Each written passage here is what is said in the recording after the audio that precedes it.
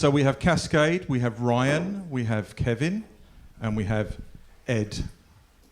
And we really are going to try and spend the next 30 minutes and then have 10 minutes Q&A to talk a little bit about Kaskade and really focus around the team as opposed to, no disrespect, sir. None at all. No, because I think it's about team effort. It's a huge team effort, yes. Yeah. So, welcome back to Singapore. Thank you. You've played here? Many, many times. I know. And Asia's not new to you, is it? Seoul, no, I love it here. I love Japan. this. I love Asia. I love all of Asia. I love Singapore, yeah. Welcome back. It's good Let's to be hear it back. for the man. Come on.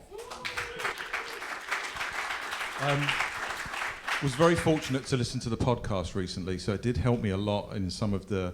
I won't go as deep as asking you what car That's a long podcast right there. It was a long podcast. It was my Sunday afternoon shot to hell. But it was a long there's a really good podcast, but I won't ask you what car you drive. Okay? Bob's great. We love him. But so welcome back. I think what would be really cool to start off with is your starting out. You know, how you started out, and I think your schooling and, you know, your influences and how technology came around and where you started and, you know, the scenes that you worked in as well. I think all of that is really useful information. You know, to start off with, your parents, how supportive were they when you started out? Mildly supportive, I guess, is a good way. I mean, they were just like, hey, cool, go for your dreams and aspirations. It's like they weren't holding me back, but they were skeptical, I think, as most parents would be. Like, they sent me off to university, and I'm like out making records instead. So, did you enjoy university? Yeah, I mean, for me, it was a place to, you know, kind of experiment with music. I was going to class. Music was never my plan A. I wasn't like, I'm going to be a musician, I'm going to be a producer, I'm going to do this. I was just one of these guys who was just kind of floating around. And while I was attending university, it gave me an opportunity to kind of experiment with music. What was plan A? Not survive. Yeah. Yeah. I have a 20-year-old daughter, and that's her answer as Yeah, well. yeah. Dad, survive. Yeah, just day-to-day guy, yeah. And so your influences as you were growing up, though, musically, what was really around you musically that was influencing you? I mean, everything from like the Bee Gees to the Mormon Tabernacle Choir. I mean, it was a big range in my house. The Carpenters. My mom was a huge Carpenters fan. Any soft rock? Yeah, Floyd? but I had two older brothers that were like The Who, Zeppelin, The Police, you know, all the stuff that was happening in the late 70s, early 80s. So I had two older brothers that were constantly playing music around me. But when did the tech kick in for you and being a DJ kick in? From listening to all this music, was there a moment in time that you just saw this technology and you thought, fuck, I've got to go onto this. This is just amazing. It's a part of the reason that podcast was so long with Bob Left Sets was that my story is a very long one. The short answer to that is I grew up right outside of Chicago, so I was there and I was a participant as the first wave of Chicago house music boomed in the city. When I say boomed, it was, you know, kids that were paying attention, going out to clubs. It wasn't massive. It took me moving away from Chicago to be like, wow, London and you know, New York and Miami, all these other places were feeling the influence of what was happening in that scene. And I was just as a kid going out and seeing what was happening and very intrigued and interested in going to the record store and buying all this new music. To me, it was just very fresh and different sounding. I didn't look at them and say, oh, I want to do that or I want to make these records. I was intrigued and I wanted to understand the process. I mean, I was looking at somebody on turntables and I was like, oh, that's really cool. But then I'd go to the store and I'd be like, oh my gosh, a turntable's $500. I'm not going to get that. A sampler's $1,000 or $2,000. It seemed all out of my reach at the time. Yeah, I'm 15, 16 years old. It wasn't until later that This is the 80s as well. Sampling was it was kicking in, and it was the SP 1200 was around, and that's what some of these first records were made on. 808, the 909, all this the very first kind of wave of technology that helped you know, get this music started. Who was the first team member? I think it was your wife, wasn't it? She's she's in the team as well, isn't she? Yes, I mean I was still doing music before I met her, but I mean, she's really the first official team member and probably my biggest fan. So, or not probably, she definitely is. Naomi, you are my biggest fan. If she's Naomi's watching, here. Where is she? So no, she's not. I'm saying that to the Oh, camera there in camera, case yeah. she sees this. This is rebroadcasting. Naomi is my number one fan, Well and done. yes, my first team member. Tick. And then, and I signed pretty early on in my career. I signed with an independent label, and I got in a little bit of an argument with them. And I told the story to my brother, and he's like, "Hey, man, I've got a friend. He's an attorney." And I mean, this is almost 20 years ago now. He introduced me to Ed Shapiro, who's here with me, and he's represented me ever since that time. You know, and my first phone call to him was like, "Look, I'm starving and broke. And this label's not paying me, but I think I'm in the right here. Could you, as a friend of a friend, could you look at my contract and see, you know, where do I stand with these guys?" Ed? And he had the right attitude. Yeah, and I said, yeah. The exchange is, you know, you'll pay me back in 15 years, right? Still paying you back now. Yeah, absolutely. Yeah. Ed, so it was through friendship, word of mouth, or you actually knew each other? He knew my brother, and my Right. brother was like, "Hey, I know this guy. He's an attorney, and I think he does music. Yeah, he does music, man. I'm pretty sure I'm gonna connect you to." So, Isn't it amazing to think that, I mean, again, no disrespect to Naomi, she's the first team member, but the first real team member in the management side was an attorney yes, because of a problem. yeah, I've You know, and that's something probably interesting to the audience is that in the States, you know, the legal community and the music community is quite different depending on where you're an artist. And I like to think we do it the best in the U.S., but it's quite different. In the U.S., the reason to your question is, in the United States, in the Western market, the lawyers are a very, very active member of the team. We're not. If we're the people who, the team members who get paper passed to us at the end of the transaction, we're the wrong person on the team. We're usually there in the first round, so it's not unusual. Yes, it was a traditional relationship where we started where I need someone to help me get out of a record deal and fix it. But as the relationship went on, I think Ryan has, over the years, he's seen, you know, the way an active lawyer should participate on a team. Yeah, I mean, I'll even take it a step further than that. He's helped kind of mold and shape my business as it moved forward. Just because he had a lot more clarity, because he's got all these clients, and he's looking at it from a different perspective. Where I'm down here in the trenches, he's looking above and seeing what other artists and what people are doing inside and outside of my space. And so when he came to me with like, "Hey man, this is what some other people are doing this, or they're doing this, and I think this might be the right move for you," it was like, "Oh wow," big light bulb went on in my head, and I was like, "Okay, this guy needs to be a part of my team all the time, not just helping me out in a pinch." And presumably, Ed, when record companies or promoters get a phone call from you, they panic. They think something's wrong. Depends on who's getting the phone call.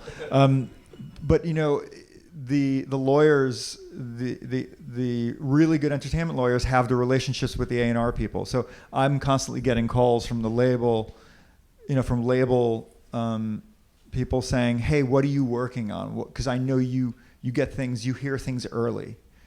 What do you got?" You know, and that's from publishers, from record labels.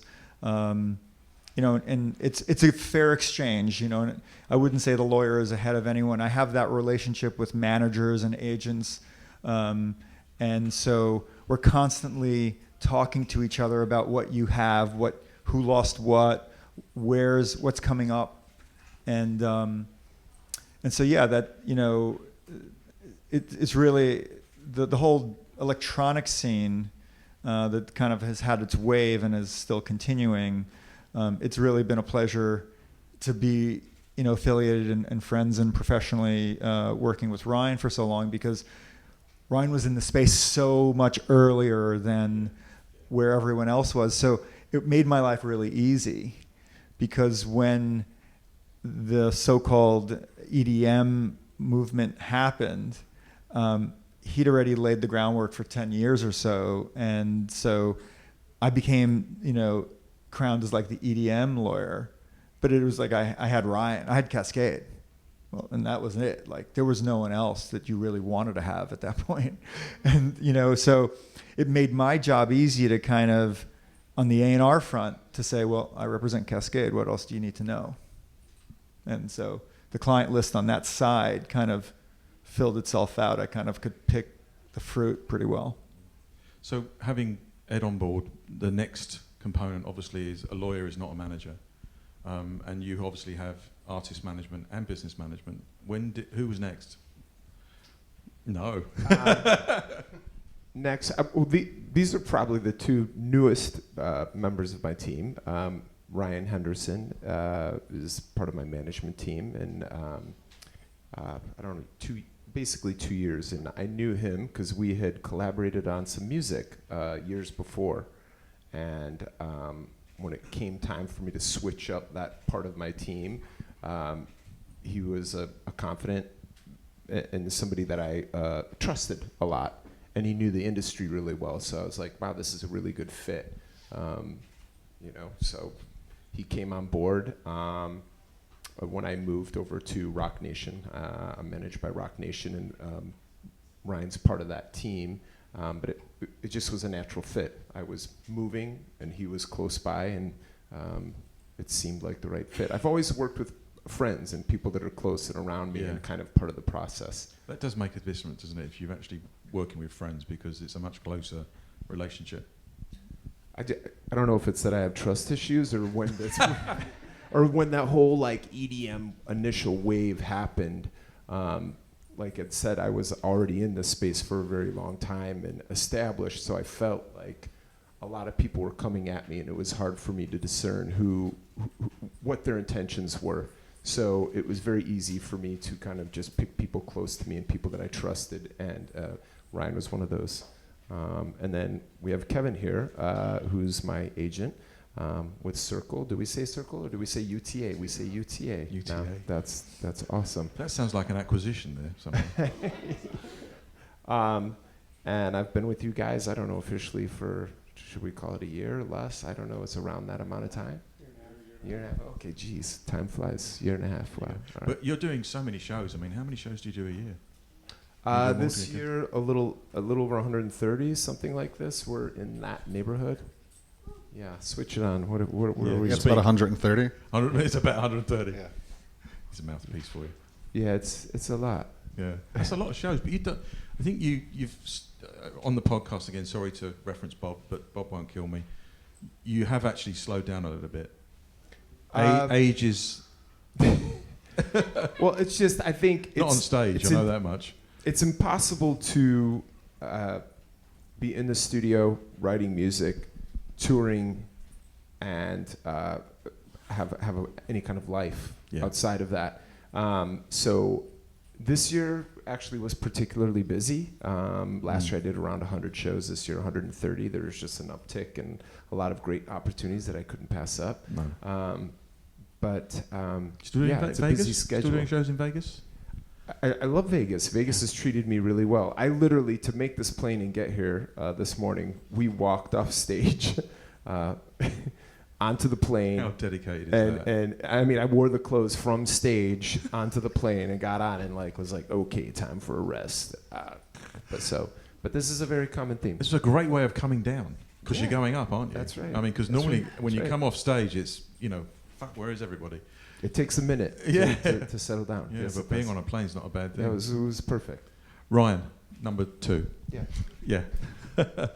So only recently, the last couple of years, you've been managing, but you're part of a group of management company, yeah? Yeah, I work really closely with Jay Brown and Phil McIntyre over at Rock Nation. Been working with Ryan for about 2 years. I wouldn't say we started in the management capacity. I came in and we had collaborated on a song. I was a touring artist, and we had worked on a song that ended up being a pretty big song in both of our artist careers. And I'd come back in, and we were just kind of working on another song together. And at that time, I had stepped away from being an artist. I chose to kind of focus on my family and get off the road. I wasn't into doing 130 shows a year, so I wanted to get a step away from that. At that time, Ryan said, hey, you should come on board and work with me. And we didn't really understand what that meant at the time. We worked together closely for about 6 to 8 months. before we decided that it was more of a management role that kind of fit into. So I spend most of my day working really closely with Ryan day to day, and then I also work very closely with Jay Brown over at Rock Nation on kind of helping guide Ryan's career and that's one of the reasons why I've been busier this year. We've kind of taken a different approach, and yeah, it's been exciting. I'll come to all of you about careers because we have a lot of students in the room as well, which is another thing. And the music industry is a career. I mean, it is quite funny to think that, what is your career? But, at the end of the day, you don't set out to say, I'm going to become a musician. It just happens. But when it comes to management, the role of a manager supporting an artist, I'm a manager myself.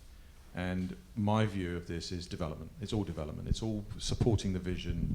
When you're working with young artists, which I do, today when you're working with an artist like Kaskade, what is the role of a manager in your day-to-day for you?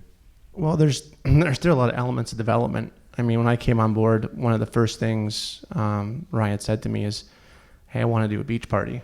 And a big one at that. A big one. He said, I want to do a beach party. And he was like, it's been tough for my team to get this nailed down for the last 4 years. And I said to him, we're in California and there's a big beach. I mean, we could probably do a beach party. Is everyone involved in Sunsoaked we're talking about, yeah? And everyone, Ed, you're involved in that as well? And Yeah, we. Oh yeah. Oh yeah. We're like this deep in Sunsoaked Yeah, we're every pretty day. deep. It's a great thing, actually. It's a great idea as well. Came from you, of course. I want to do a festival. I want to do a beach party, so let's make it right. Yeah, well, it took a minute to lead up to that. The very short answer is yes, it was my idea. I was the shows I was having in the Los Angeles area, Southern California. This is where I live, and the shows were huge. And I felt like every time I came back around to Southern California to tour and do a show, I'm like, I'm just reinventing this thing. So I sold out Staples Center. This is 12, 13,000 people. Then we did 3 shows at the Shrine, and that's 5,500 people a night. And we sold those out. And then we went to the Convention Center. This is the largest room we could find in Los Angeles. It's 20,000 people, and we sold that out handily. And I'm like, man, where are we going to do next? And I was like, the beach is a huge open space. We need to have a party here. I've played on beaches around the world. This could be something cool. And the idea was not necessarily to make a festival in the beginning, but I'm like, if it was an annual event, then it could become this potentially.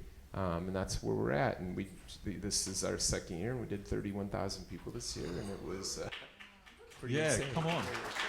31,000. 31,000. Sold out on the first day of on sale. Kevin, sorry? We sold 29,000 on the first day on the pre-sale. Kevin's only going to give you numbers, by the way. That's what you want from a booking agent, isn't it? Numbers. But seriously, I mean, do you get involved with the idea of building this? Do you get involved in the booking of who's on the slots and everything, or is it left to Kevin, the team? How does it work with who's coming on? Can I get one of my artists on next year? Yes, quite possibly. You have some music for me to listen to. I have some music, but we all won't right. do it now. Not now.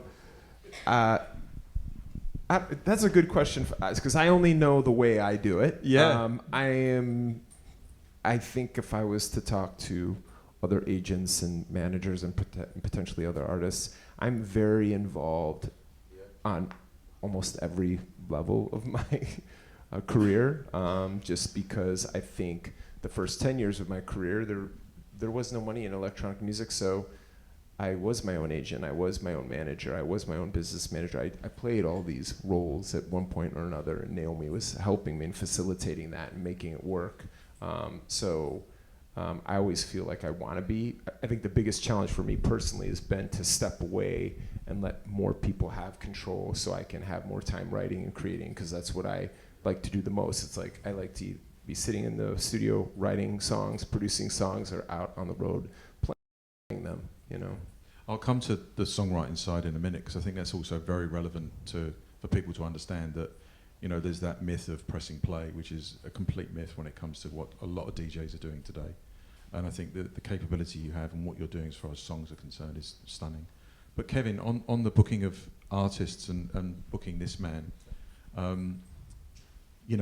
you have to say no sometimes, obviously. Yeah, we say no a And are lot. you saying no, but you're connecting all the time, no doubt? I mean, Ryan, number 2, and I talk half a dozen times a day at least. I mean, literally from morning to night, late night, weekends, we're constantly talking about opportunities, what to do, what to pass on, what to accept, what makes sense. And I mean, there's a lot of collaboration there. It's not just a no or a yes. And you're not just sitting there waiting. You're actually putting plans together, strategies. Yeah, I mean, we plotted out 2018 in October. Literally plot out the whole year before 2017 was So even wrapped. 2019 is coming soon, yeah? Yeah, I mean, we literally had a meeting about a month ago plotting out all of 2019. When we were meeting in the hotel room about 20 minutes ago. We were literally 2019. upstairs going over This some is more not stuff. this is not being recorded, even though there is a camera. Any sort of like things you might want to sort of leak out at this point? No. Ed, is that no? No, nothing at all to leak out. Try though, can't I? At least There try. maybe there won't be 130 shows next year. Oh, sure. That's sure. what I could say. But there'll definitely be another Sun Soaked, yeah? Oh, yeah. Well, that, Sounds so exciting. and everyone's invited, yeah? Yes, please come to LA. It's beautiful. The beaches are wonderful. Yeah. But Kevin, when it comes to booking the acts for the festival as well, you're involved in that process. To an extent, yeah, of course. As Ryan was saying, Ryan has a lot of input in curating the lineup. It's curated all around Kaskade, right? So Yeah. he has a lot to say about it. Ryan has a lot to say about Yeah. it. I throw in opportunities for some of my guys, from other artists, from other agencies, but yeah, I mean, we all get in there. And Ed, your role in the festival as well. Sorry to call it a festival because it is a beach party, but 31,000 people. Yeah. Yeah, I shake down, I pat down every single person who comes through the door. No, the most important role I played this year was making sure we had insurance for the 51-foot water slide. Whose idea was the water slide?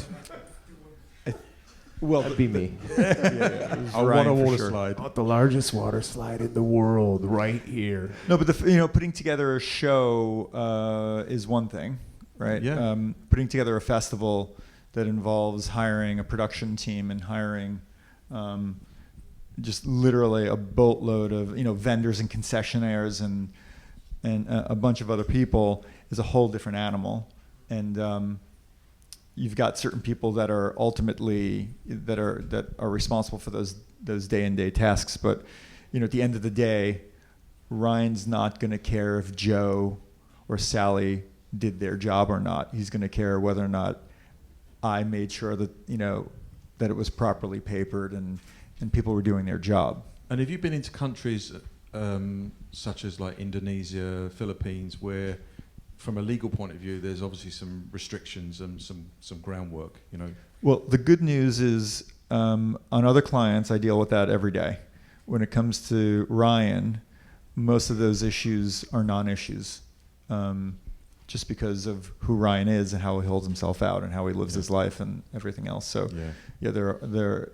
those are almost non-issues when it comes to Kaskade. 3 years ago, there was a festival in Malaysia that got cancelled a week before, Future Music, which was cancelled because EDM apparently brings tasteful things into the country, and it's very sad that unfortunately that EDM has got that label over some time.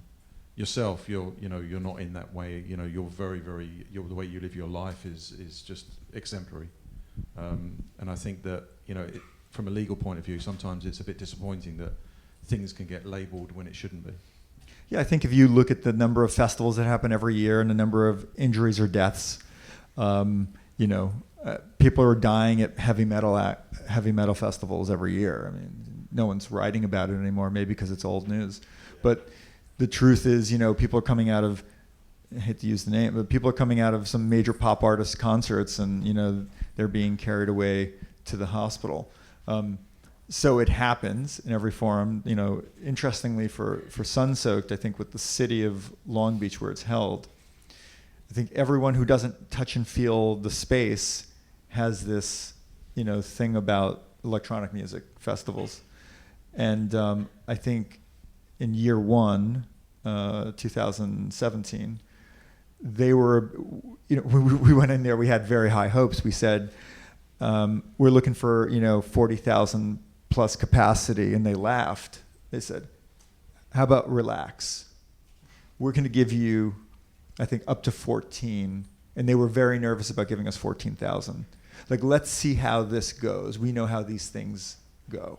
And could you explain a little bit about the Long Beach area, what it is as far as residential and the kind? It's not Malibu Beach, but So Long Beach, yeah. Ryan probably knows every beach in Long Island, in California better than I. Yeah, it's south of LA. It's south of LAX airport, and Long Beach is a very culturally quite mixed. It's for the most part middle class, but quite mixed. And the event we were having year one, I think how many competing events were going on? 3 other concerts. Yeah, there's 3 other shows that day. I mean, there was a rap show going on across the street. Long Beach was, to say the least, fire and police were extended that day. Yeah. Ryan, what do you think about this moniker that unfortunately EDM has got? You know, I mean, does it frustrate you? Does it annoy you? Doesn't let you worry? You know. Yes, it annoys me more than anything, Yeah. just because I've been a part of this as a fan and as an artist for a very long time, and me, it's one of those things that it saved my life. You know, as a kid going out to these shows, I thought it was awesome, and it kept me from doing other stuff that other knuckleheads were doing in my high school. So.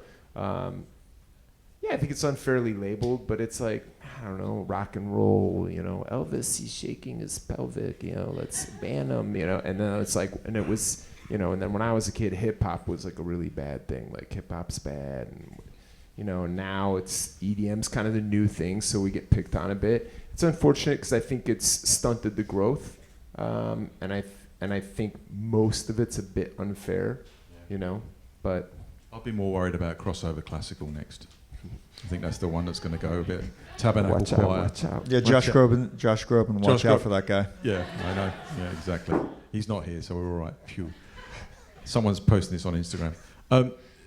Let's talk a little bit about songwriting. Again, like I said before, this thing about, you know, this sort of moniker of pressing play. You obviously evolved as a DJ, and songwriting became very important to you.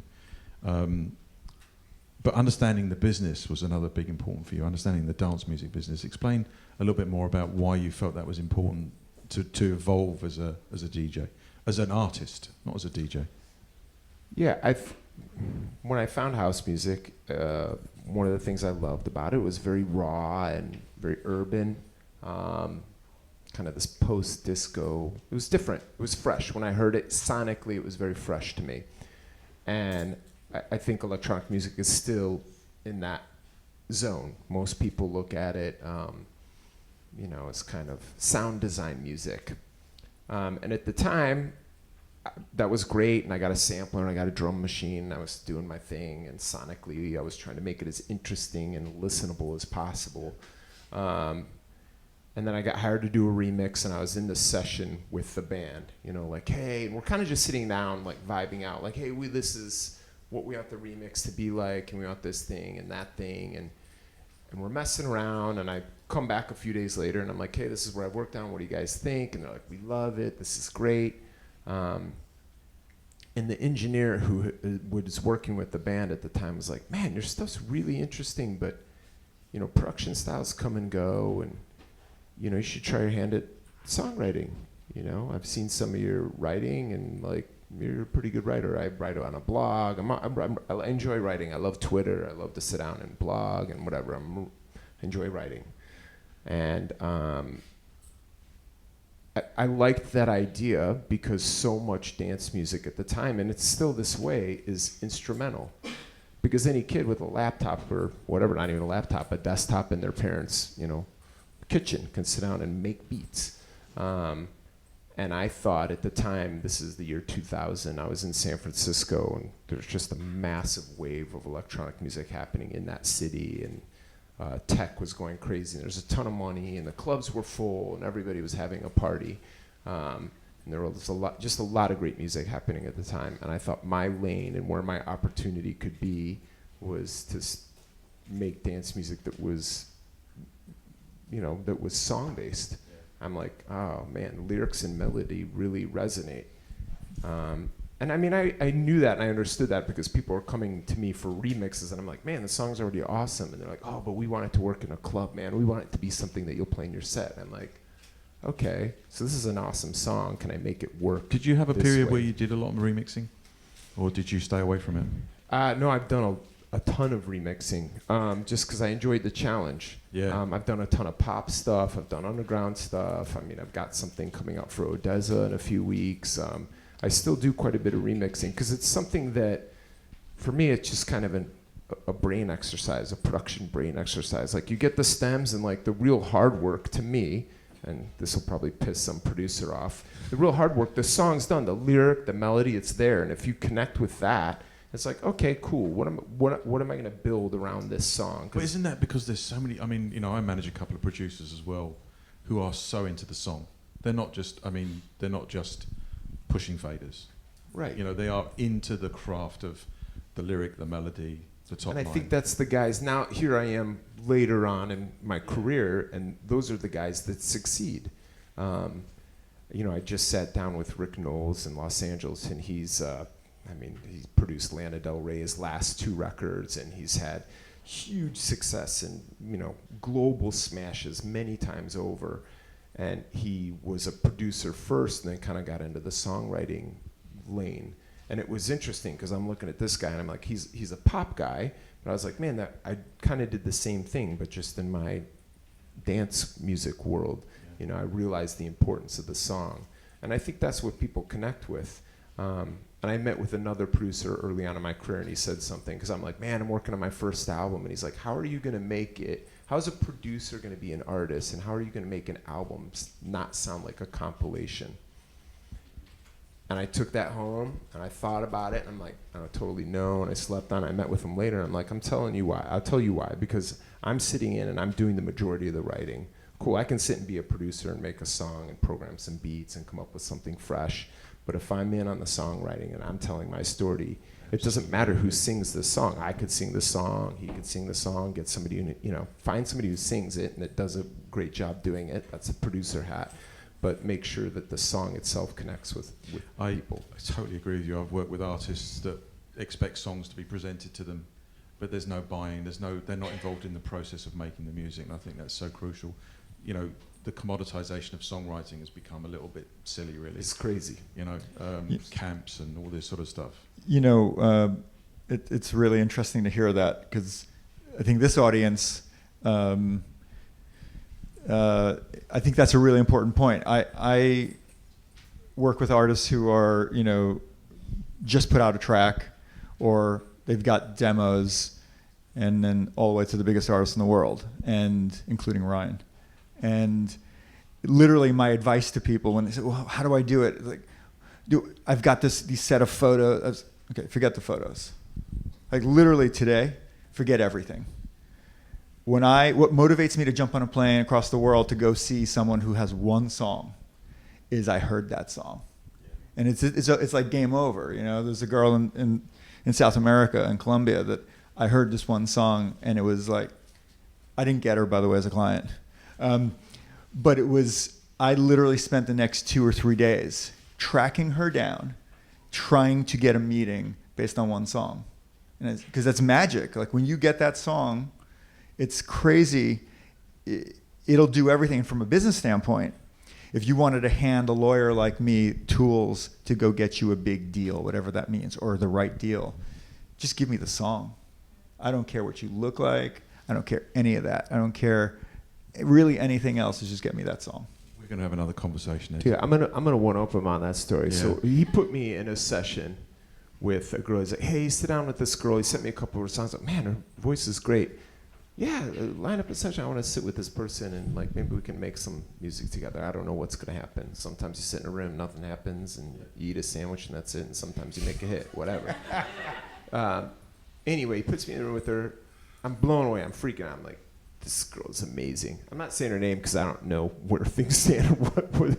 I sort of want to blow it. Because the point of the story doesn't matter who it is. But I call him up later after I've had a couple days of sessions with her. I'm like, this girl is amazing, and she's very young. And I'm like, where did you find this person? How'd you do it? Who sent you this, and how'd she come across it? He's like, dude, I saw her on Instagram. And I got on a plane, and I went out and I met her, and I I'm helping her out. And I'm like, wait, what? You saw this go on Instagram? So and I think that's the beauty of today is like an aspiring artist. I think a lot of it is overwhelming. And listen, if I knew what was in front of me 20 years ago, I'm not totally sure I would have done it. I don't know, But, the tools are out there, and you can connect with people, and that goes to show you, like one minute demo, and this guy's like, this is it. I got to meet this person. Yeah, she's doing all right. Which part of the world is she from? We can ask that. Finland. Finland. Yeah. They'll jump on a plane to go anywhere. That's the thing. Kevin, as far as talent, starting out and getting a booking agent, I mean, you were getting obviously inquiries to do shows, so you thought, oh, maybe I need to get a booking agent. Yes. On my team, the people I've gone through the most, because in the beginning, there was no money. I mean, a big show was like $100 and a cheeseburger, right? That was like a big deal for me back in the day. So agents weren't interested. They weren't interested. They're like, this is too small. This is too. And honestly, I did a decade of that where it was like friends coming in and out of my life, kind of managing that part of my career. Yeah. It wasn't until recently, in the last 10 years, where I had, William Morris represented me. Now UTA represents me.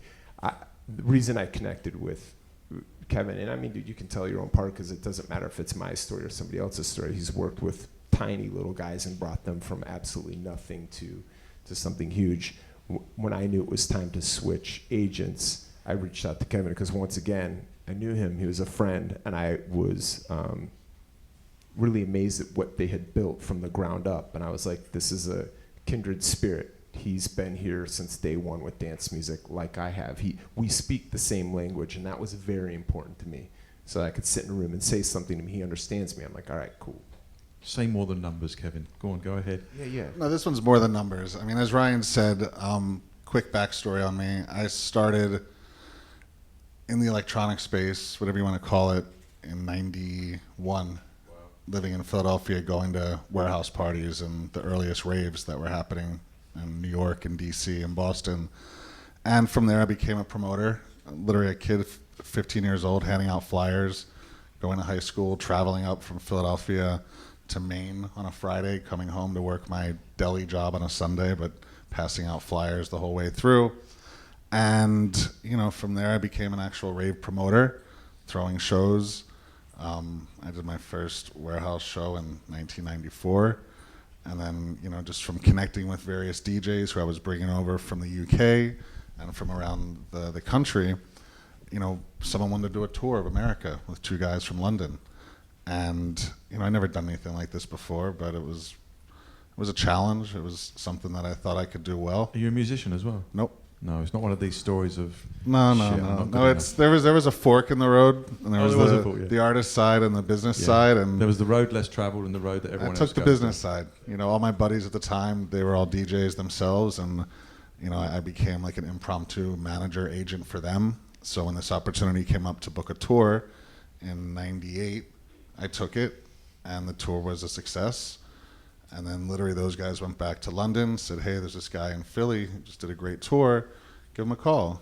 Those guys gave me a call, and there was a snowball effect from, 98. Fast forward to 10 years, I had 75 artists on my roster. I was doing it myself. I had no staff, no assistants, no anything. So it's my equivalent of I walked 3 miles and 6 feet of snow to get to school. I don't want to hear you complaining about stuff, but for anyone out there, aspiring, but it's where the kindred spiritness of Ryan's and my relationship is. He said the earliest part of his career, the first bunch of years, he did everything himself, and I think it's important to really stress on that is until you can wear all those hats, you can't really excel at anything. I really feel strongly about that, and you can't appreciate what's out there until you do that. So the agency became a lot bigger since then. I recently was acquired, by UTA, as Ryan said, literally just this past April. But we're still doing the same thing there as we were when we were independent, And the opportunity to look after Ryan about a year and a half ago came up, and it was just really exciting. It was a very validated point in my life because, as Ryan said, and it was very nice to say so, yes, I've worked with a lot of, types of clients, building up baby acts all the way up to big festival headliners. But Kaskade's someone who I'd been a fan of before our friendship began. It was one of those things that it happened. 20 years in, but it's like, shit, I'm Kaskade's agent. And that'll never get old. I know. Like, it's pretty special. It is, actually. It's a nice feeling. Both you asked the question earlier, and Ryan and Kevin touched upon it. And I think about, I literally think about this all the time. Bros and pros, right? And I always tell clients when they have someone who's a friend, who's their manager, I always say, pros, not bros. And I mean it sincerely. That doesn't mean your bro, who's your buddy, can't grow with you and become a really successful manager or agent or, fill in the blank. But here it's where it worked. You get what I'm saying? Like, Ryan has had people like Ryan H. I hate calling him Ryan, number 2. Ryan Henderson. Hey, he was a bro first before he was a pro to Ryan, to Kaskade. That didn't take away from who he was, but he would not fill that role unless he was also professional, right? So a lot of artists, you don't have the wherewithal to have access to the Kevin Gimbels or the Ryan Hendersons or the Ed Shapiros. Well, now you do. You get my card. But outside. Yeah, but no, the point is you may not have access to people who maybe have relationships who have done it before. That's okay. But always remember that, like, this is your career, right? This is one career you have, and at least in the music space. And to the extent you have someone who's a bro but is not living up to the task, like, that person should be moved out of the team because you have one career. So I want to take that one step further because I think this is really important for these guys to understand as people who are beginning their careers. Like I said, in the beginning of my career, there's not, hey, I can pay you $5 a year. No one's going to sign up for that job. So in the beginning, there are a lot of bros and wives and girlfriends that are helping you out or whatever's happening because it's grassroots a lot of times for you when you're starting. And if these people really are your friends, when it comes time that you've moved past their ability and it's important for you to go to the pros, if they really are your friends, they'll release you from that relationship and they'll be like, you know what, you're right, dude, you've outgrown what I can do and it's time for you to move on. And I've had to have a lot of difficult discussions over the years. And, I've ruined some relationships over the years. No regrets, but at some point I knew, like, cool, my career's here and you're in a different space, and it's time for me to move on. Ryan Henderson, the role of the manager, obviously we have young people in the room as well that see management as an opportunity. In Singapore, I think I can count managers in Singapore in one hand. Really, and people people leaving the job. We had an amazing manager here. I know he's not in the room, but he ended up working for Believe because there was a career, it was a job. Being a manager is Mr. 20%, all those sort of things. But what advice would you give people when it comes to being a manager? You have to be passionate about your artists. I consider any decision or anything I advise Ryan to do is something I would do for myself. I take what I do with Ryan very personal. It's an extension of myself, so I live and breathe everything Kaskade. So I think as looking for a manager, you have to find someone that puts you number one and that is just passionate about your career, if not more, or seems to be more passionate than yourself. Me and Ryan will get in heated arguments because I care, and I care exactly what happens with his career. So if I think he's doing something, or I think there's a decision being made by a team that isn't for his best interest, I'll be very outspoken about it. So I think that to be a successful manager, you have to be incredibly passionate for your artists. Ed? Yeah, I think Ryan's like spot on. If you're thinking about what does a manager look like and like what is that like, a manager can come in a lot of different forms. Like, well, do I need someone with huge cred? Like, does it have to be Rihanna's manager? A la Kaskade, or can it be someone who's just really passionate? You don't need to have the roster of clients, because there are a ton of people who have roster of clients and they'll sign you up and they don't have the time for you, right? Or the passion and experience. Passion can get you pretty far, and it's really like having someone who's got a lot of common sense. So it comes in all shapes and sizes, and the management role. Well, it's the same also in the legal side as well, because we did a legal panel 2 years ago, and it was amazing how many people forget that side of the business as well. And here you are, Ed, often dressed like this. Only. Unless you're in court. I'm never in court. Exactly. That's the goal, isn't it? Unless I'm in trouble. Yeah, that's the problem, Yeah. isn't it? If you're going to court, too then you're in frequently. trouble. Yeah. No, I mean, it's you could walk if you're in Europe and you have a lawyer. They probably don't. I can tell you, they don't do what I do. And the good lawyers in the States, they do what I do, and we compete fiercely for clients. And again, passion doesn't leave. I'd like to think Ryan thinks I'm quite passionate about his career. There are always opportunities and collaboration ideas, and I'm bringing on new writers and producers and artists who I think, these types of people should be working together. So yeah, I mean, getting a lawyer who really believes in you is important. It's probably important to also understand how most lawyers get paid, because this is a driver for the relationship. In the UK, it's weird. The UK has a weird rule that you can't work on a commission, but in the US, lawyers work like managers do. They take a piece of what you earn. So, I get 5%. 5% of zero is still zero, right? So when I consider taking on a new client, it could be a young, brand new client, I'm considering the long play, because no one probably in this room is worth a ton of money to me right now. But that's okay, right? The idea is this person in 2 years going to be successful? And it's a big risk, because I can't have a contract like a manager can, right, with a client, because you can leave me whenever you want. So all I can do is do great work for you, right, and hope that you don't fire me before you're worth something at 5%, right, or you become something really worthwhile and you go, you're out. So yeah, there's and that's a driver, right? So at least for the U.S. lawyers, if you have a U.S. lawyer who's working on 5% and you've earned about $1,000 this year, they probably really like you, right? Because they're certainly not making a lot of money, charging you an hourly rate, Is Adeline here, by the way, the next panel? Adeline's here, right, so we do have to wrap up, actually. We're not going to have time for questions. Damn.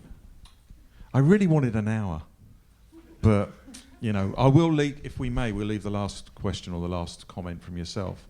One of the challenges, I think, in Asia is obviously cultural challenges regarding many aspects. I'm not even going to go into them.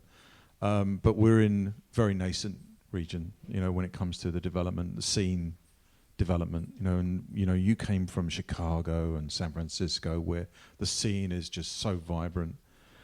What is your view on Asia when it comes to the scene, the talent? Are you literally, you come here and perform, you've been to many cities, but what is your view on Asia when it comes to music scenes, artist development, just a general view on Asia?